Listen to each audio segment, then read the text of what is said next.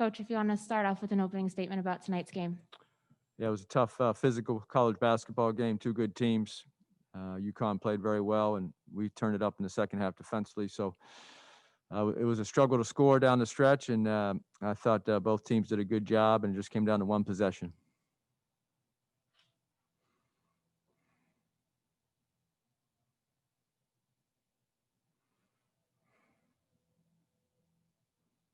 Ryan Young, you're unmuted. Go ahead.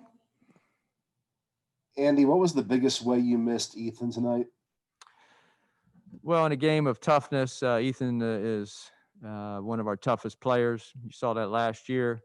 They pressured us. We did a good job. We only had 5 turnovers for the entire night, but to have that depth, Taj had to play 32 minutes, and they pressed him full court the entire night, and Drew had to play 28. So I thought we wore down a little bit, and you saw that in the late in the game when Taj missed a couple wide open threes, I think 3 of them, and we missed some wide open threes. We shot 3 for 19. So Ethan, just to have that other ball handler, that depth, his toughness, we really missed him tonight.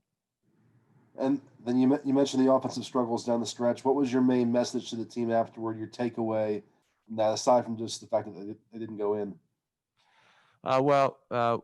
We played a good basketball team here. It was a tough physical game on both sides, and we competed. We shot 3 for 19, so that was really the difference in the game. We had some wide open looks. Evan got double teamed in the post quite a few times. He kicked it out, and we missed like four open threes. So games come down sometimes to made and missed shots. We had our chances, and they had their chances, and it was just one possession too short. So we're not upset of how we competed. I thought we played hard, but we do have to eventually make some shots to win a game like this. Shotgun, you're unmuted. Go ahead. Andy, how did you feel about your zone defense? I thought our zone was a little soft early because they hit a couple foul line jump shots, which is not the worst thing to give up, a foul line jump shot with their big guys. In the second half, I thought our zone was excellent. We really got back in the game and made them take some tough shots. It's harder to rebound out of the zone, so they got a few offensive rebounds out of it. It's harder to put bodies on people, and they're an excellent offensive rebounding team. But for the most part, I thought our zone did a great job. And then how about Evan Mobley? It seemed like he was much more assertive in the second half. Was there an adjustment you guys made? No, Evan's developing as a player, and he got fouled. I think he was fouled 8 times. He made 9 of 11 free throws, and he had a wide open 3 to tie the game.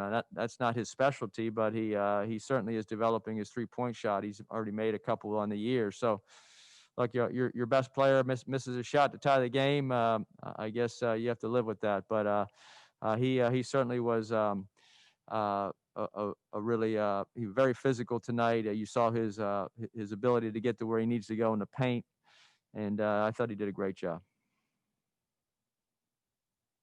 Rich, you're unmuted. Go ahead.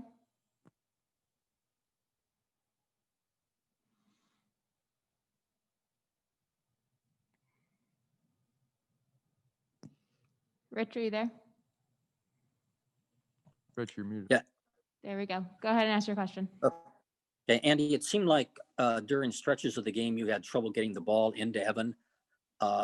He got the ball inside early and he got the ball inside late, but for long stretches in the middle, it didn't seem that he did. What were they doing? Well, he had 10 shot attempts and was fouled 8 times. He got 11 free throws, so he had his fair share of opportunity.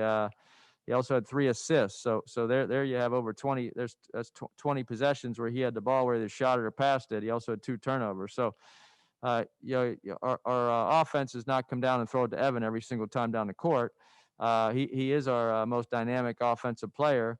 And he missed a couple easy ones. He was 4 for 10 from the field, which is uncharacteristic because he's a 67% shooter from the field.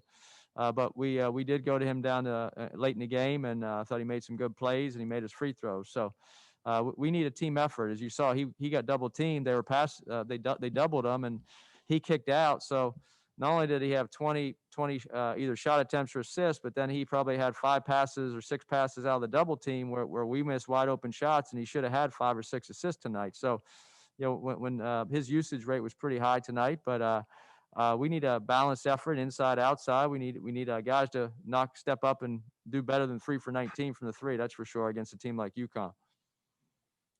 And Andy, one more question.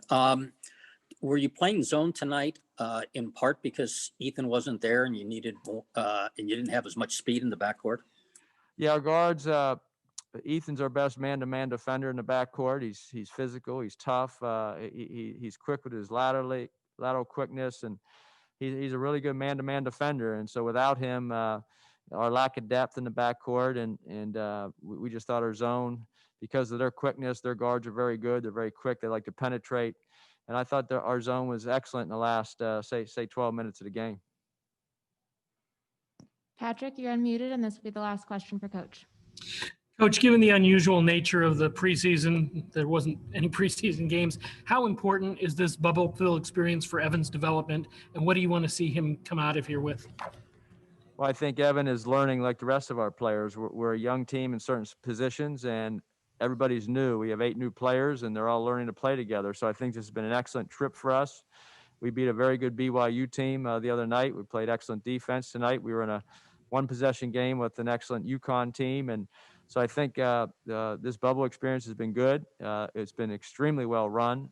The safety for all the student athletes, for the staff, has been top notch, and we're very appreciative of this opportunity. And I think this bubble for all the teams here has been great to get games in and not have to worry about the outside world for a few days, and basic quarantine for 5 straight days. And but we felt safe, and we came to compete. And what is the biggest development you've seen in Evan over this week?